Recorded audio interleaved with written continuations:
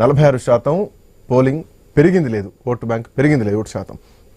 కరడరాజు గారు, so already వాళ్ళు decide అయ్యారు 30 నుంచి 50,000 మెజార్టీ కాంగ్రెస్ పార్టీకి రాబోతోంది, రాసి పెట్టుకోండి, మా సంక్షేమ పథకాలే మమ్మల్ని గెలిపిస్తున్నాయి, ఎట్టి పరిస్థితుల్లో కాంగ్రెస్ పార్టీ గెలుస్తుంది, అధికారంలో ఉన్నాం కాబట్టి ఇంకొంత అభివృద్ధి జరుగుతున్నటువంటి ఉద్దేశంతో మైండ్లో ఫిక్స్ అయ్యారు జనాలు అనేది మనోతరాయ్ గారు చేస్తున్నటువంటి కామెంట్. నమస్తే అండి, మీకు ప్యానల్లో ఉన్నటువంటి పెద్దలందరికీ, ఐ న్యూస్ ప్రేక్షకులకు అందరికీ నమస్కారం.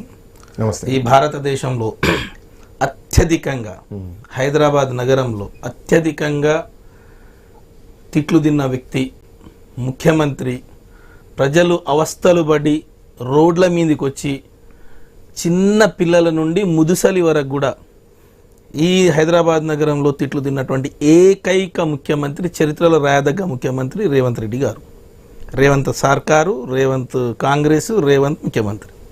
ఎందుకంటే ఎన్నో ఆశలతోటి, ఎన్నో అడియాశలతోటి, ఎన్నో రకాల భ్రమలు కల్పించి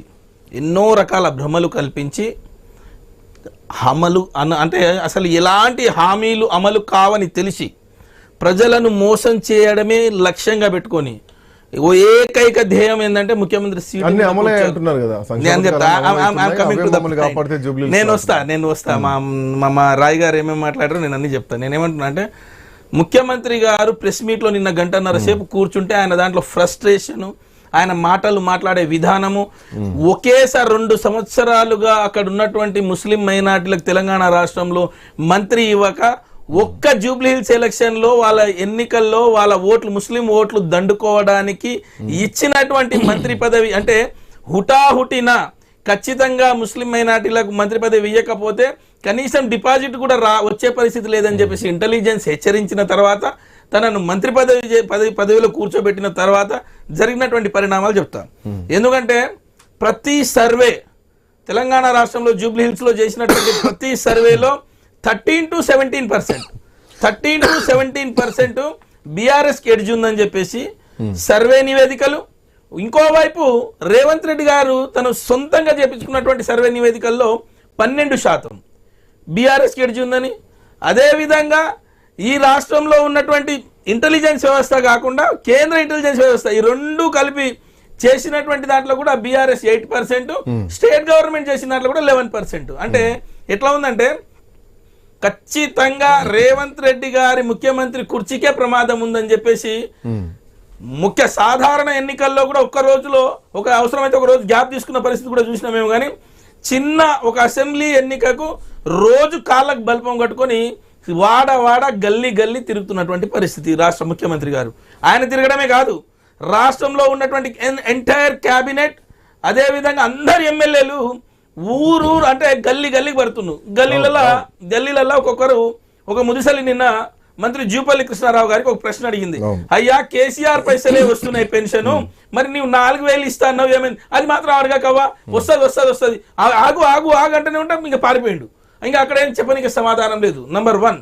నంబర్ 2, నేనేమంటున్నా, నిరుద్యోగులు వాళ్ళనందరూ కూడా కాంగ్రెస్ పార్టీకి సంబంధించిన ప్రచారం చేస్తున్నటువంటి తరుణంలో నిరుద్యోగులు ముందుండి కూర్చొని మాట్లాడితే, సార్ మీరు ఇచ్చారంటున్నారు ఉద్యోగాలు, సంవత్సర కాలంలో మీరు బాండ్ పేపర్ మీద రాసి, బాండ్ పేపర్ మీద సంతకం పెట్టి మాకు 2 లక్షల ఉద్యోగాలు ఇస్తామన్నావు, ఏవి అని అంటే మేము ఇచ్చినాం కదా, ఎన్ని ఇచ్చారు సార్ అని అడిగితే 60,000 మీరు ఇవ్వలేదు సార్, ఇది మాకు పుట్టి అంటే వారు బీఆర్ఎస్ పుట్టినటువంటి బిడ్డలను కూడా మా బిడ్డలు అని చెప్పేసి మీరు సంఖ్యలు ఎత్తుకొని పోతున్నారు సార్, మీరు ఇచ్చింది 5-6 వేల ఉద్యోగాలు, మిగతా అవేవి ఇవ్వలేదు అని చెప్పి మేము చెప్పలేదండి.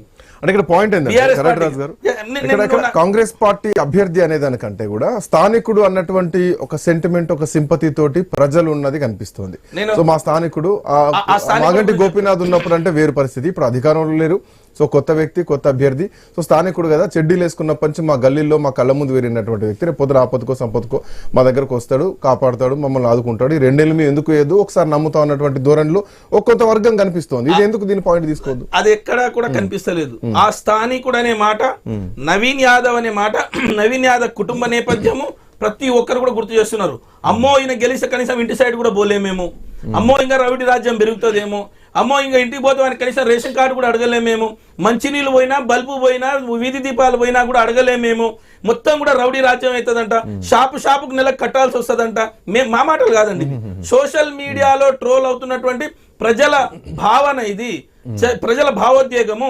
ఆడపిల్ల 10 గంటలకైతే బయటికి కూడా వెళ్ళలేని పరిస్థితి అంట. ఆయన నామినేషన్ వేసిన రోజే చూడాలి వాళ్ళ వెనకాల ఉన్నటువంటి పరిస్థితి. ఒకరు పోక్సో చట్టం పోక్సో కేసు అయినటువంటి వ్యక్తి, ఒకరేమో 3-4 మర్డర్లు చేసిన ఆయన, ఇంకో ఆయననేమో ఏం చేసిండు 2004 నుంచి 2014 వరకు ఏం చేసినామని అంటున్నారు. మా తాతలు ముత్తాతలు మా మీసాలకు సంపెంగ నూనె రాసిర్రు, అవి చూసుకోండి అనేది. కానీ నేను ముఖ్యమంత్రి అయిన తర్వాత ఇగో ఈ జూబ్లీ హిల్స్ ప్రాంతంలో నేను ఇది చేసిన అని చెప్పేసి ఎక్కడా కూడా చెప్పలేని పరిస్థితిలో ఉంది. అందుకొరకే ఓటర్లందరూ కూడా డిసైడ్ అయ్యి మీరు చెప్పినట్టే ఖచ్చితంగా భారీ మెజారిటీ తోటి కారు 100 కాంగ్రెస్ బీఆర్ఎస్ బీజేపీ. నేనేమంటున్నా అంటే నేను ఎంతసేపు ఆలోచిస్తున్నా అంటే ఈ ఫైట్ లో కాంగ్రెస్ బీఆర్ఎస్ ఉంది, బీజేపీ ప్రయత్నం చేస్తా ఉంది, తన ప్రయత్నం తను చేస్తా ఉంది. కానీ కాంగ్రెస్ బీజేపీ అనే దానికి ప్రజలు సిద్ధమయ్యారు ఇక్కడ. ఎందుకంటే బీజేపీని ఇక క్యాండిడేట్ లేకపోతే బీజేపీ గట్టిగా పోటీలో ఉంది అనేది ఇక బీజేపీకి అడగాల్సిన ప్రశ్న నన్ను అడిగారు. పోటీలో ఉన్నారా లేదంటే